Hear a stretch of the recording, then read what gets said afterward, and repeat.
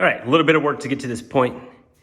The throttle wouldn't open nor close. It was stuck, and I thought, well, it could be the cable, could be the throttle itself, could be the throttle bodies. Turns out it was the throttle bodies. When they covered this thing with a tarp, and this thing has been setting for at least 5 years that the guy knew of, it had it had rust coming down the tank and went down the other side. Well, with the throttle not opening and closing, I thought it could be this setup here, but it was in the throttle bodies. The moisture had gotten down into the front throttle body and had corroded the shaft on the butterfly valve and corroded the thing shut.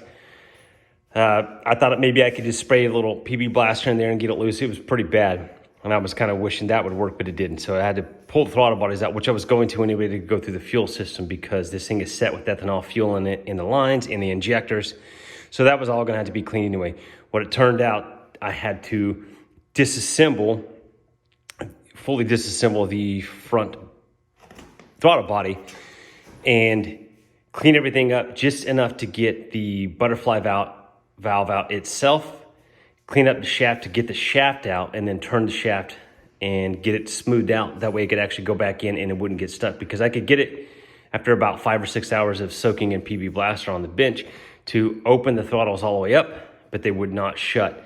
You could close it down to about halfway, and about an hour later it would actually close shut. So these throttle bodies should be like a carburetor, where you can open throttle bodies all the way up, butterfly valves, let off, and it should snap shut immediately. So I knew that it was going to have to be a full disassemble, full clean everything, and get everything polished and all the rust out of there to get everything to work properly. So when I pulled the throttle bodies off, there was a little bit of rust down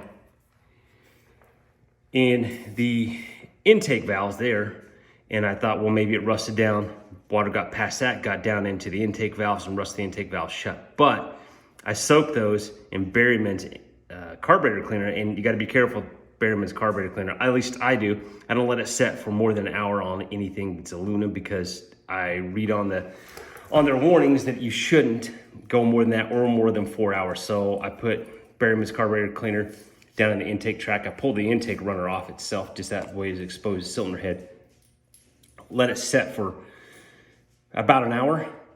Pulled everything back out, cleaned everything up with brake clean, and then took a wooden skewer for like kebabs and set and picked every single piece of rust out. Well, the good thing about that was the rust was just flaked off of when I sprayed the PB Blaster, and it leaked past the butterfly valve and all that. So there was hardly any rust on the intake valves or the seats or anything like that. So I lucked out there. So that was a plus. So next step was to check the timing on it. What I did is I pulled the plugs out, sprayed fogging oil down in the front cylinder, the top cylinder, and pulled the covers off of here, and then put the tool on the other side to rotate the engine over, because I didn't want to rotate it over with the battery power, because with the starter, it rotates too quickly. So if you buy that tool, then you can pull the cover off the other side, insert the tool, lock it in its pins, and then rotate it slowly over by hand, just to check the timing. The timing is a bit different on the 996 than the 748. Your location on the crankshaft is still the same. It locates here to the notch, so that's fine. But on the 748, if I'm not mistaken, the two cams here on your back cylinder, the location points are here and here, so they're in a vertical position. Well, on the 996, in which this all lines up as it sets, it's a little bit off over here to your locating point here. Locating point is here to that. So this one's this direction, that one's that direction. On the front cylinder, it's kind of like the 748 on this side, where it locates horizontally if you're looking at the head this way, but this one's a slight bit off here. Stock cam gears, they're not readjustable or anything like that, so everything is in stock setting, so I don't have to worry about that. But I knew this was going to be part of it as well. The cam belts are absolutely shot. They don't look very good. And like I said, this bike is set for at least 5 years that the guy was aware of. So the tension on them, they need to be replaced front and back. And I kind of knew that in the first place. And even if they didn't, I was going to replace them anyway. Even if they look good, the tone sounded right on the guitar tuner, I was going to replace them anyway, but these are absolutely gone. But at least everything lines up. Everything seems to be fine. All of the timing points line up. So just a little bit of an update on it.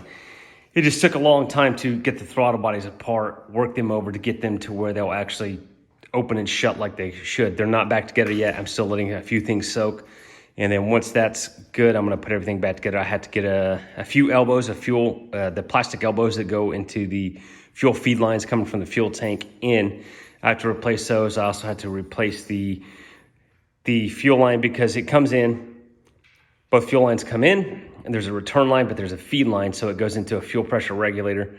There's a line that comes over from that, which is rubber, that goes into feed both sets of throttle bodies. So all those other rubber lines had to be replaced as well, because you could touch them, they would start breaking apart. So all that needs to be replaced, because internally, you know, they're gonna pull all that material into either the return line or into the injectors themselves. So that's all the little things that got to be replaced. But so far, everything seems to be fine. Other than that, everything needs to be replaced. I think internally it's going to be fine. I don't know how many miles are on this engine yet, because I haven't put the battery back on it to get the gauge cluster to pull up the miles. But other than it being crusty from sitting under a tarp and getting rained on and being in the weather, when I pull the spark plugs out, the inside of the cylinder bores, everything looks nice and clean. So I don't think it has a whole lot of miles on it. So I think I'm looking out there. But just a bit of an update.